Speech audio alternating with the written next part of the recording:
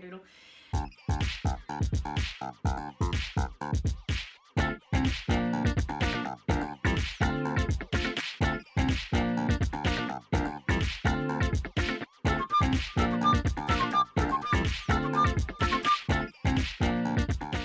Good morning, afternoon, evening, whenever you're watching this. It is another I Spy in July video with Christy Grace. I am the author of Kidnapped Entanglement, and I am here for the entire month of July to share with you a video every single day, something interesting, book related, work related, life related, funny, interesting, whatever it is. I am bringing you a video every single day.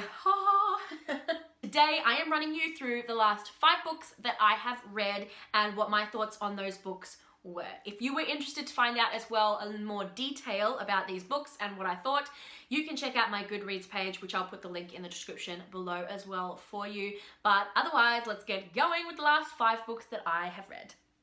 The last book that I read was a library book. And it was actually the first book of the Chaos Walking trilogy, The Knife of Never Letting Go, and that's by Patrick Ness. It was the only reason I picked up this book to read it was because I saw the trailer for the movie, which was coming out when I'd read the book, and it looked and sounded like a really interesting idea. I wanted to read the book, and so I did. I read book 1. I rated it 3 out of 5 stars. I enjoyed the writing style. It was really different. It was first person view. If you don't know about Chaos Walking, it's essentially about civilization moved to a new planet and found out that the men only were affected by something, and you could literally hear their thoughts out loud. And so they couldn't have a single thought to themselves, and all the women were silent and ended up getting killed. And we follow Todd on his journey. He's about to become a man and go through the ceremony, but then he finds a girl, the first girl he's ever remembers seeing, and everybody is after her. They've got to try and run away. So that's essentially the story. Well, without giving away too much. I loved the writing style because it's in first person, and because you can hear everybody's thoughts in the village, because all of these guys are, you can literally hear and see as well their thoughts and what they're thinking and feeling and whatever. It was really interesting. It was a really different style to follow. It was also sometimes a bit confusing, and it could be pretty intense. I liked what Patrick Ness did. I think it was really, really good. It was really different to normal writing styles that I've read before, and I really enjoyed that. The story was really interesting and really great. I would have continued the series, but I personally, for my own mental health, I didn't continue on. For me, it was really intense, just the idea of thoughts being splayed out there for the world to see. So I didn't keep going, but I would have. The story itself sounded really great. So I actually did end up reading online what happens in the rest of the trilogy, because I wanted to know the answers. There were a lot of questions. Some of them are answered in book 1, and some you have to wait. But overall, it was a really interesting story. It was different than anything else that I've really heard of or read, and I loved that about it. But yeah, so some of the elements for me, I just couldn't keep going. But yeah, it was a really good book, and I really enjoyed it. The next book in my list was one that I actually found by accident. I was in my favorite bookstore, Kurong, and I happened upon it. And I'm really glad that I picked it up and read it, because it was fantastic. And it was The Hadley Academy for the Improbably Gifted by Connor Grennan. It says New York Times bestselling author. How nice. Sorry, I didn't see that before. It was I really enjoyed this book. I liked it a lot. So essentially, it's a story about apparently there are secretly people with superpowered abilities, but they get quickly pulled away when they're revealed into a training academy. They are trained to help fight against a secret evil which the rest of the world knows nothing about, and these are called Reapers, I think. So our main characters are pulled out of the blue into this world of the improbably gifted, and the main character doesn't have his ability yet, but is hoping to get it as he continues training. And you know, it's the whole, you know, you're the only hope of the world, blah blah blah, plot idea thing, trope thing, savior, whatever. And he's got, you know, these other people who are also in a training group with him. It's actually, I really liked it. It's a YA, and so sometimes I find YA tedious and very, why me, the world is dark and bleak, because that's how you feel. And so I understand why that's done that way. But I really enjoyed this one. It wasn't so much of that. There was a lot of self-exploration, like why don't I have superpowers? It sort of reminded me of the movie Sky High. I found the ending easy to guess, but I actually didn't mind. So I didn't mind finding it easy to guess the ending for this book, because I still enjoyed it all the way through. And even though I was right, a third of the way in, I was right what the ending was going to be, I still enjoyed getting to the end. There were some characters where I would have loved to have seen more of them and known more, and it did sort of end in a way where you could imagine there'd be more books, but I haven't actually, since I've read it, looked into whether it's going to be or not. If there was, I would absolutely be right there reading it. I actually found this one also in hardcover. This is a hardcover copy. I don't like lots in hardcover, but I quite enjoyed this one, and I don't care that it was just different. It's just different having it in hardcover, but yeah, so there you go. So much so that I actually gave it 5 stars. 5 out of 5. I really thoroughly enjoyed it, and I thought it was really clever and really, really well done. So yeah, there was a few moments in there that were pretty intense on the info dumping. You got a lot of information so fast that I had to reread several sections just to make sure I got all of the info. But it was still a really good book. So yep, loved it. The next book on my list was also a library book because I had heard about it on a BookTube, I think, video. And so I borrowed it from the library, and it was We Were Liars by E. Lockhart. I read this one in December of 2020, so it's a while ago. We're getting back. But I didn't enjoy the story. However, I loved the writing style. So the writing style was a little bit different than normal. It seems to be a common thread with me. The writing style is interesting. The actual story and characters themselves were frustrating and irritating, and I didn't enjoy wholeheartedly. And there were several elements as to why. The level of superficial, ridiculous stupidity.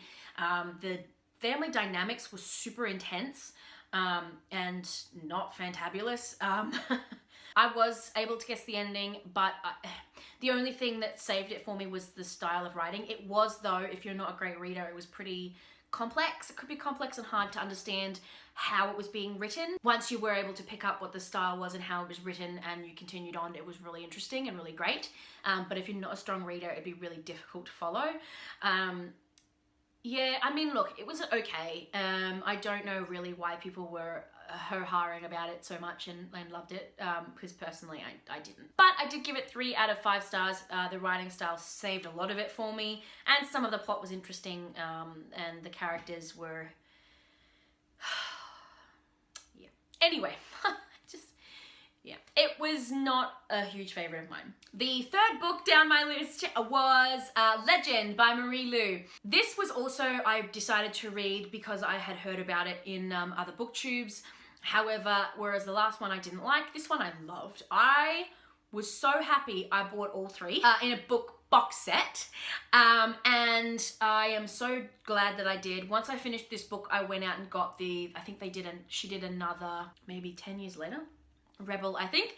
And so I loved this book. Everything about this book I loved. If you haven't heard about Legend, rich military prodigy versus a poor street urchin fighting against the Republic. Fighting the man. Finding each other and realizing that there's more to what they know about their life than they think. And there's all of the conspiracies and all of the stuff happening. So it's a good story.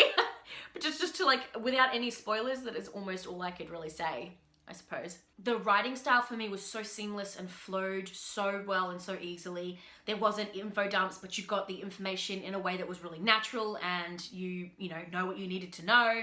The characters were all really interesting, and had a lot of depth to them. Even the secondary characters I found fascinating and wanted to keep reading about them and keep following through with the world and the story. The premise, some of it was relevant in 2020, but maybe, but I really enjoyed it. I have been waiting to have time to continue the series. I have them and I really want to keep going. I just had, there's been a lot happening and things like that. So I am absolutely continuing to read this because it was super well done. I thoroughly enjoyed it. And it was a really good book, and I'm gonna continue. Maybe I'll do that really soon, actually. I did get it in hardcover as well. For someone who doesn't have a lot of hardcover, there's been 2 so far in the last 5 that I've read. I actually have hardly any hardcover. It's so funny that there's 2 in this list. But I did get these ones in hardcover. I like to get fantasy books in hardcover as opposed to crime. And not all fantasy, but some fantasy I like to have in the hardcover. I love this one. It was 5 stars. It was a really, really well done book. The final in the last 5 books that I've read was the 3rd in a trilogy, and it was Calamity by Brandon Sanderson of The Reckoners. I loved this series. I loved it. The characters were fantastic. Brandon is a fabulous writer, and I loved his world that he created. The character development was fantastic. I had no idea that Brandon existed until I picked up these particular books. I picked the Reckoner series for a reason, and once I found it, I fell in love with his style and his writing and his this story, the characters.